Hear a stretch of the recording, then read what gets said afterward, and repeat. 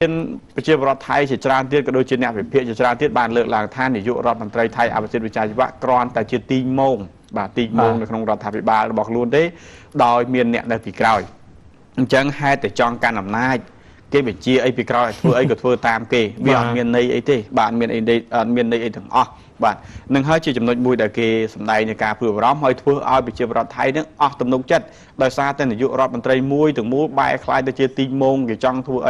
ทัวตามแต่จัดบาดไทยโดยจะเปียปอนแต่หนึ่งการมาเชียร์บาดเลิกล้ายังทาเรื่องทเวเพียบกี้เหมือนไอ้ที่ให้เลิกล้าได้ทาหนึ่งน้อมเอาเมียนการจอจาทเวเพียบกี้อันนั้นก็จะหน่วยมุดแต่ทเวเอาปรอดบอไทยก็เมียนรถดอกสัตราจาบานสำได้ในการสอบได้ให้เลิกล้างท่าประสนบอคลูนเปิดประกอบล้างเตอร์ตุลาการอันตรายเจียดไอ้ล้างเตอร์ตุลาเราอันตรายเจียดแต่เมื่อกี้บ้านดังลือบาดนี้ก็เชื่อจำนวนมุ้ยได้ซอเป็นเจ้าท่าไปเชื่อรัฐไทยเชื่อมาจำนวนแต่บ้านดังพิจารณาเป็นล้อมก็มันสบายจัดจำพวกการนำนายจะบอกในยุรัฐมนตรีมุ้ยได้กิจจัดตุกไทยเชื่อตีโมงตระบานกิจจัดตุกไทยจิกเมงเลนเชอร์กูบังก็เอาวินิฮันเฮาในขนมปฏิระบอกล้วนแต่ตระบานอยากลาเตียเลือกลางท้าคือเมียนเนี่ยในปีกลอยบาดเพื่อไว้ตามเก็บบัญชีปีกลอยนั่งบาลูไซเนียงกัญญาทีมไทยเรายังเงี้ยตัวมือสกรรมเพียบในชนเพียซักบามันออกไปนี่คือในแต่บรรทอการลางได้ให้ไปใช้นุคือเนี่ยเพียซักบาจงคราวตัวบางเกมเมอร์เคยท้าคือบอมโอมิเชอร์รถมาปีดบอลโอสมัยบาเลยนี่เปียปอนหนึ่งการริบจอมก็โดยเฉพาะจำนัดการบอกรงสำรองบาจุ่มเป็นการริบจอมจนเป็นสักอย่างนะยืนหนึ่งบานเชียบจมูกหนึ่งประสาทว่าบากรงสำรองแต่ลูกหนึ่งเมียนภาษาเปียปอนตัวหนึ่งสถานเพียบในจำนัดการสำหรับจนเป็นสักโปรธามาเราเป็นนี่คือบาจำรมเป็นสักมุติดบาคือในขนมวอดโจกรัวลำใบบอมโอมจีบรถยืงบาสนาในเลยสมเชิญสดามในภาษาระบอบากรงสำรองโดยตัวเองชั่วโมงทอนนั้นชีอาปิบาลกรงสำรองนั่งชีสมาชิกสาขาการบานกระหอมกัมพูชีไข่ดอมเมนชีนั่งชีสาขาอนุสาขาการบานกระหอมประจำกรงสำรองอัมพีสกรรมประเภทในชนเพศสักได้เมียนในขนมกรงสำรองในปีปัจจุบันจับตั้งปีไงที่มาปีได้ผู้เจ้าเสียมเฉลียนเปลี่ยนบานรวมโลบบอกเลยโบราณเพศสักได้ในประเทศกัมพูชียืงประเทศปรัตได้รู้ในขนมสังกัดใบมีรูมีนสังกัดโอสมัยรูมีนสังกัดโกนกริลนังสังกัดบันไซเรียบานเตาเพียคลูนมากันตีสวัสดิ์ตีสวัสดิ์เพียบนี่สำหรับการเรียบจำนี้ดำอภิบาลแคดบานจังออลตือดอลกรงสำรองเอาเรียบจำเชียใบจำนอยตีมุ้ยคือด่านในวัดเรียเชียสำรองจำนอยตีปียังด่านในวัดทอมยศจำนอยตีใบยังด่านในสลาปฐมศึกษาโอรุไซให้จำนวนสมาชิกแตงอ้อได้บานขยมอัญญาธิการในปีนี้คือตัวเลขได้ยังบานสตัวในมองปรำสังไงตีหมอกไพ่ปรำคือมีนประเชียปรัฐจำนวน1,868 ครัวซาได้มีสมาชิกจำนวน1,868มาไพ่เนี้ยได้ขนมนกก็มีสตรีจำนวน3,370 ปีเนี้ยของได้ปัจจัยในปียุบมันนี่ในปียุบมันนี่ประเชียปรัฐได้รู้ในขนมสังกัดโอสมัยเราวิเลียมองมวยบองปอนบานฟื้นลำนาจองมองดอลตีนี้ให้จำนวนนี้บานการ6 บาทการยางกับ6ให้ก่อเมียนภูมิโอปอกหนึ่งภูมิป้องระบบสังกัดโกนเกลียวกับบานอันเชิญมาดอลตีนี้พองได้ให้ขีมวยคดีนี้ประสาทดักน้องบอกว่าไอ้ดอมอภิบาลแคสบานเอากรงนี้เรียบจำเหมือนโดนมวยตีดได้ยืงบานสำรัจดักในวัดโจกรัววัดโจกรัวได้มีจำไงปีตีนี้tớiประหารเชีย3 กิโลหรือก็3 กิโลเชียงบา3 กิโลมาเชียงบายืงกับบานการช่วยเอาประทำกรมสโลดอกเป็นตำพึงสำคัญเชียงเก๋คือปีกากบาลกระหอมกัมพูชีได้มีลูกชมเตียวบัณฑิตบนรณีฮุนแสนได้บานช่วยจับตั้งปีไงตรังตีมาให้ปีหมดมาเลยดำใบเอาไปได้ไปเชียร์ชัวปรัฐบาลมาดอลตีนี้ระโหดดอลเชียนแต่ดอลกาดำใบเมียนสำลอเมียนใบจูนไปเชียร์ปรัฐแต่มาดอง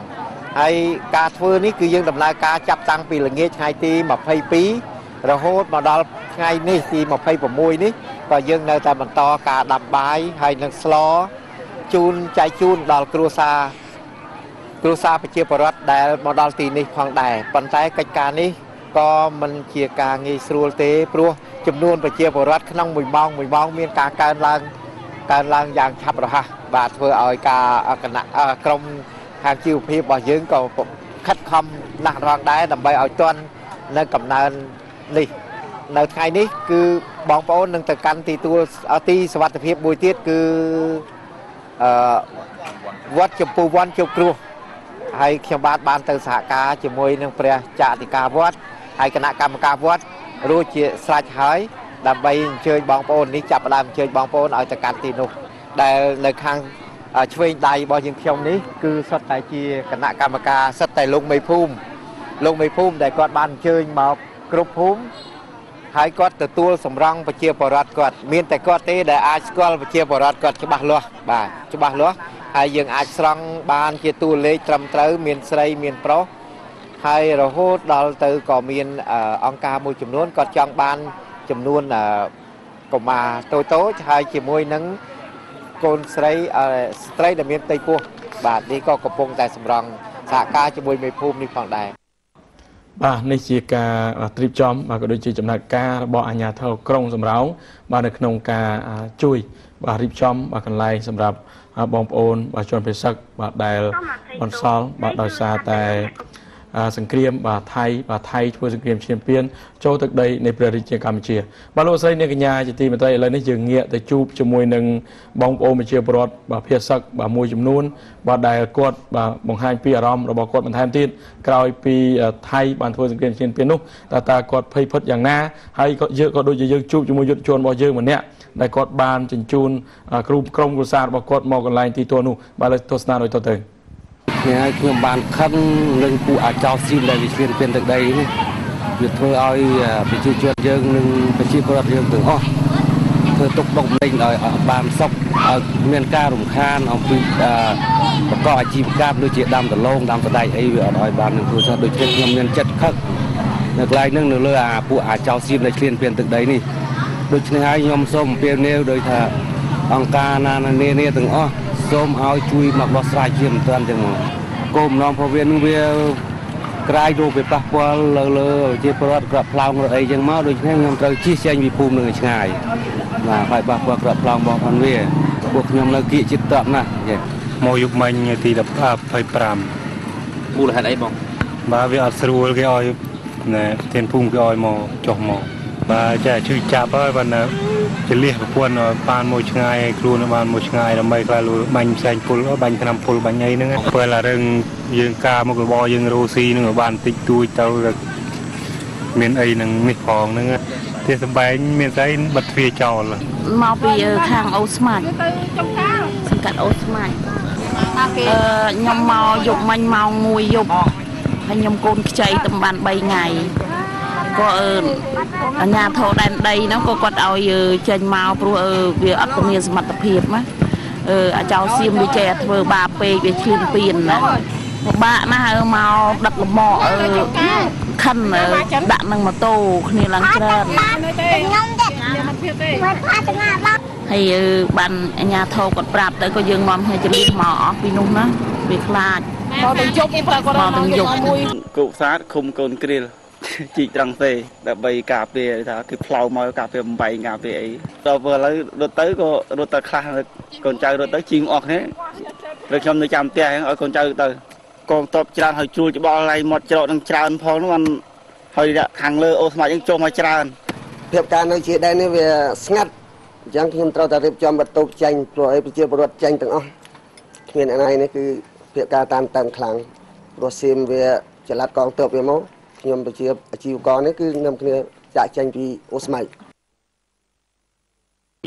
នៅម្ដុំស្រះខ្នាក៏នៅកន្លែងសមរភូមិប្រយុទ្ធនៅទី4បាទនៅខាងជាខាងកើតណាបាទអញ្ចឹងនៅចាប់ពីថ្ងៃ22មកដែលវាធ្វើសកម្មភាពវាបាញ់កភ្លើងតូចភ្លើងធំមកធ្វើទៅកន្លែងរបស់យើងណា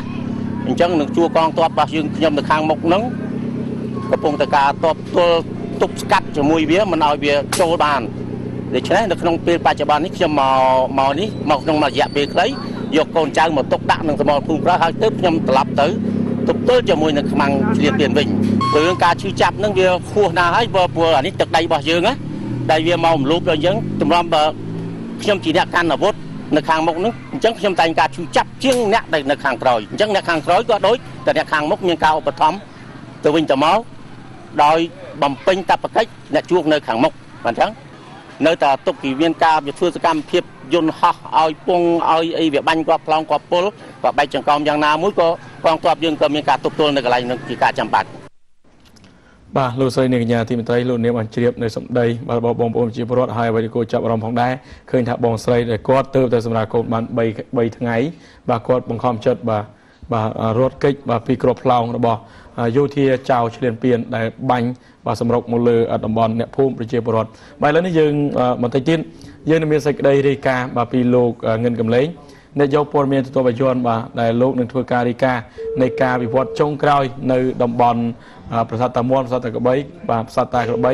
បន្ទាប់ពីយោធាបាទសៀមឆ្លៀនពៀនដល់ពេលនេះតើស្ថានភាពនៅព្រំដែនបាទនៅខេត្តឧត្តរមានជ័យនោះតើយ៉ាងដូចម្តេចដែរបាទឥឡូវប្រព័ន្ធទូរស័ព្ទបានភ្ជាប់ជាមួយនឹងលោកងិនកំលែងហើយបាទអាឡូជម្រាបសួរលោកកំលែងបាទជម្រាបសួរបាទតើវិវត្តនៃស្ថានភាពព្រំដែនបាទចុងក្រោយបើគិតមកទល់ពេលនេះតើមានសភាពយ៉ាងម៉េចហើយបាទខ្ញុំសូមជម្រាបជូនថានៅវេលាម៉ោង 1:35 នាទីរសៀលថ្ងៃមិញនេះគឺមានយន្តហោះធុនមិចរបស់ចៅសៀមនឹងបានឆ្លងដែនអាកាសមកដែនអាកាសកម្ពុជានៅតំបន់ប្រាសាទតាក្របីហើយនេះគឺជាសញ្ញាណដែលយើងតែងតែកត់ចំណាំថាក្រោយពីការរំលោភបំពានលើដែនអាកាសនោះគឺថាត្រូវតែមានការបាញ់ឆ្លងមកលើទឹកដីកម្ពុជាយើងហើយដូច្នេះនៅវេលាម៉ោង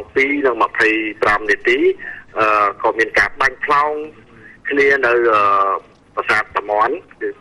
គឺជារបៀបការផ្លោងកំភ្លើងគ្រប់គ្រងថ្មើរជើងបានហើយនៅវេលាម៉ោង 2:54 នាទីយើងបាញ់សងវិញហើយក៏មានសភាពស្ងប់បន្តិច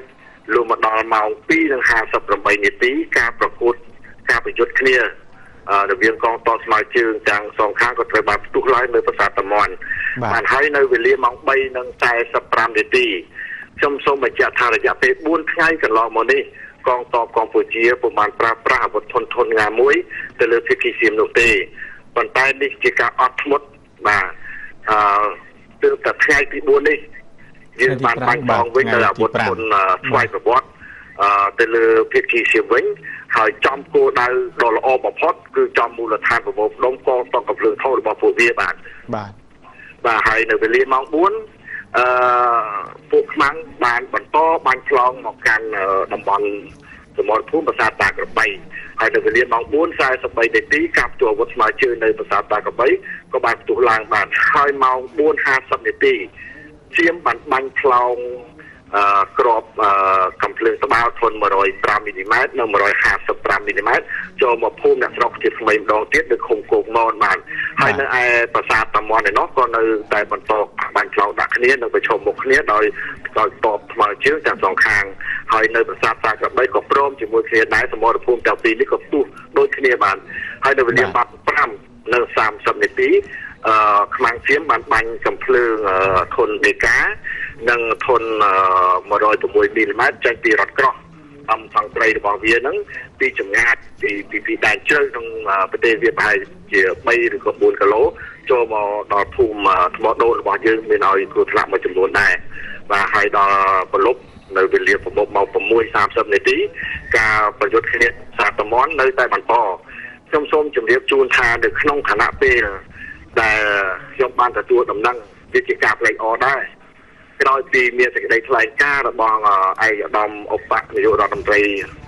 ក្រសួងការពារជាតិទាបាញ់របស់យើងកងទ័ពមេបញ្ជាការនៅសមរភូមិមុខនេះគឺថា